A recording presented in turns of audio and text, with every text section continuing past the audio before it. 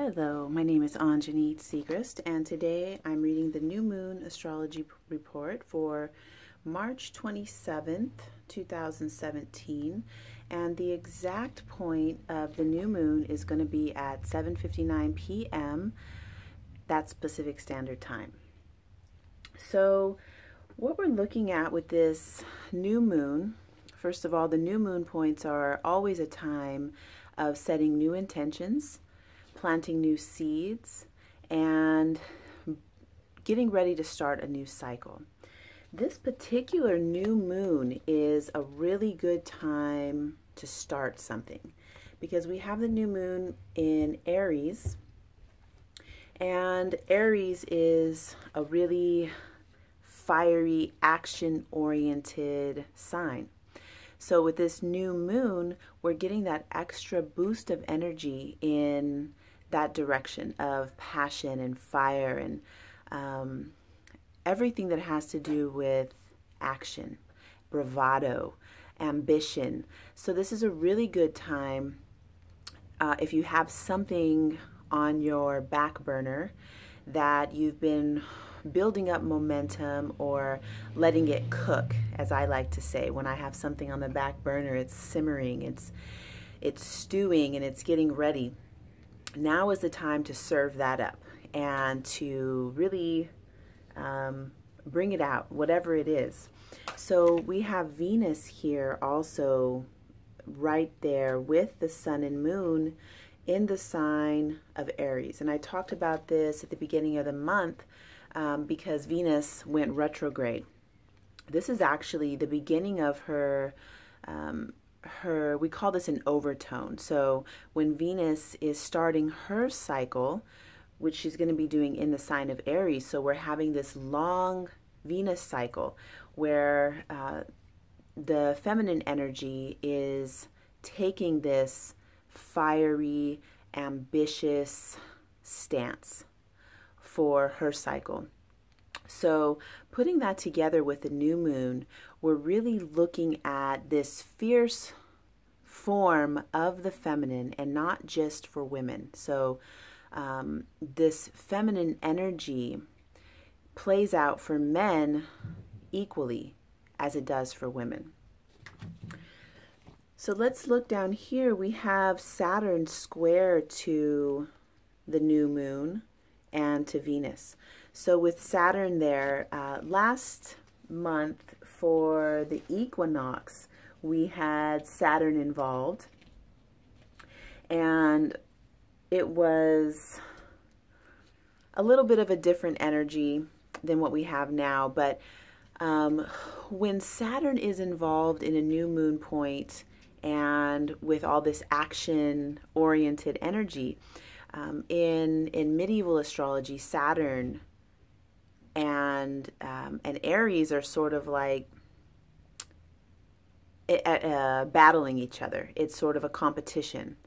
And what I'm looking at here is a sort of stop go, because with all this energy in Aries, we're wanting to put our foot on the gas, pedal to the metal, and go for it.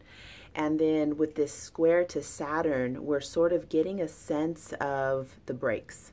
So if you have that feeling inside of you, this can oftentimes look like anxiety.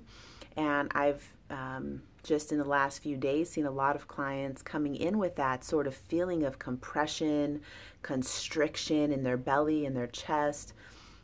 And astrologically, that's what this feels like. It really feels like stop, go, constriction, and then I want to go. And I'm constricted and I want to go. So seeing how that might be playing out in your life right now, and just knowing, you know, if you have something that's been on your back burner that you want to bring it out, there might be that feeling of constriction. And so the way that I would recommend working with that is looking at that constriction that you feel in your body as an ally. So when you feel that tightness, you can just breathe into that. You know, notice where you feel constricted in your body and notice it. Just observe it. No need to try to manipulate it or control it, because with Saturn and with a constricted feeling, the more you try to go in and change it, manipulate it, judge it, do something with it, the tighter it's going to get. So instead of that, just going to sit back, notice it, observe, be aware of the feelings of, you know, whatever you label it. I'm using the word constriction and restriction because I'm talking about Saturn, but it might feel like something else to you. So just notice that. And then looking at it from a bigger place, and when I'm talking about Saturn as an ally, what can you build from this place? So Saturn wants to build, set structure and set form, and Saturn is at a square angle with the new moon. So it's kind of like we want to set these seeds of intention and be action oriented.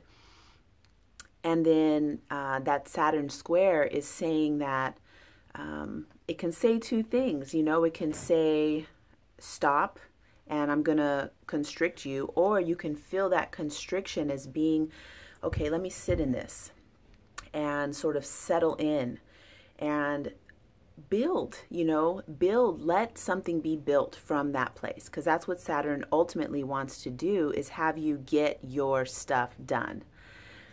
So there's so much just in this aspect with the moon and the sun and Venus being square to Saturn. Let's now look at Mercury and Uranus square to Pluto. So before, my dog is playing ball with herself in the background here. That's the noise you hear, so sorry about that. I wanted to just mention, I have a couple of charts here. This is lovely, wonderful Beth, who just had a birthday on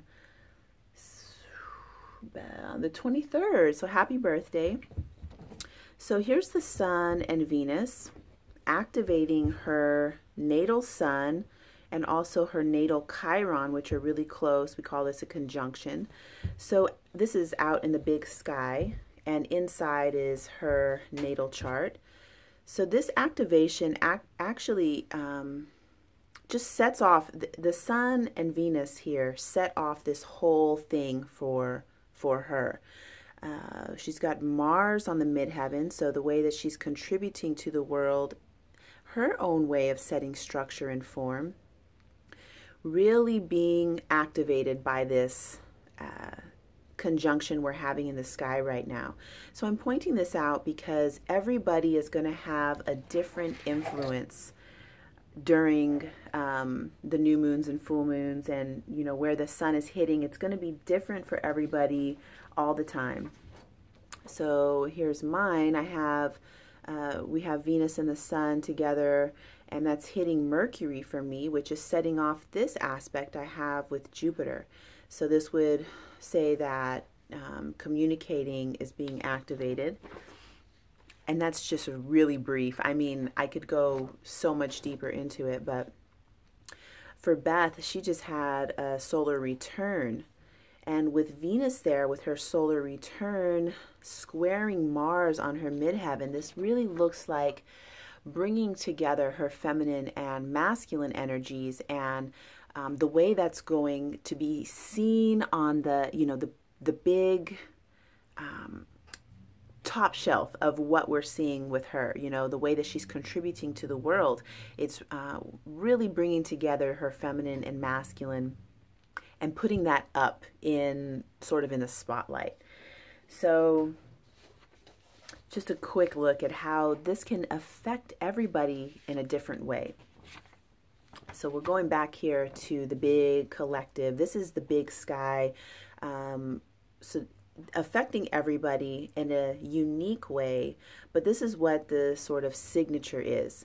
So now let's go back to Pluto. So Pluto still square to Jupiter. Pluto is also square to Mercury and still square to Uranus. So what this aspect here is really showing us is that the power, highlighted this in orange, and I've been using orange for the Pluto aspects because it can be scary. You know, it can be really scary. I'm in a really massive Pluto initiation.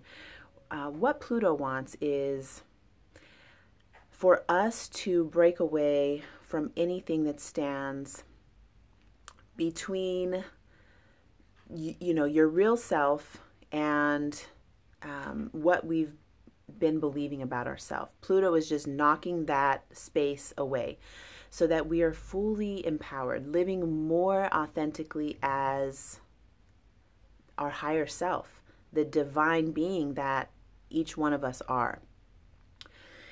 With Jupiter, Jupiter's expanding it and blowing it up. So during this new moon, and this is a longer phase with Pluto and Jupiter and Uranus. So I'm just adding this in. I've been talking about this for months now, and all I can really say is that going forward, you know, because this new moon is really about taking whatever it is that you've been cooking and going somewhere with it, taking action on it. There is a sense of needing to incorporate the shadow. Whatever it is that you're working on or you're doing, letting go of shame and guilt and fear. Really the fear thing. You know, I for my birthday spent time alone overnight camping all by myself, and it was scary. You know, it's a human emotion of fear comes up, and doesn't have to be anything going on to feel fear. And we're really being asked to face it. You know, I could have left that night in the forest by myself, but I stayed.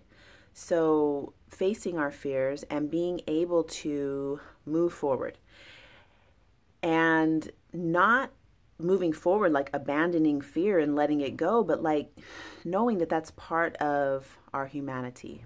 So really embracing all parts of ourselves. I'm going to go ahead and stop here for this new moon report. Please leave any comments. Let me know what you think. Ask any questions. I would love to hear from you. So thanks again for watching the video. I look forward to connecting with you soon.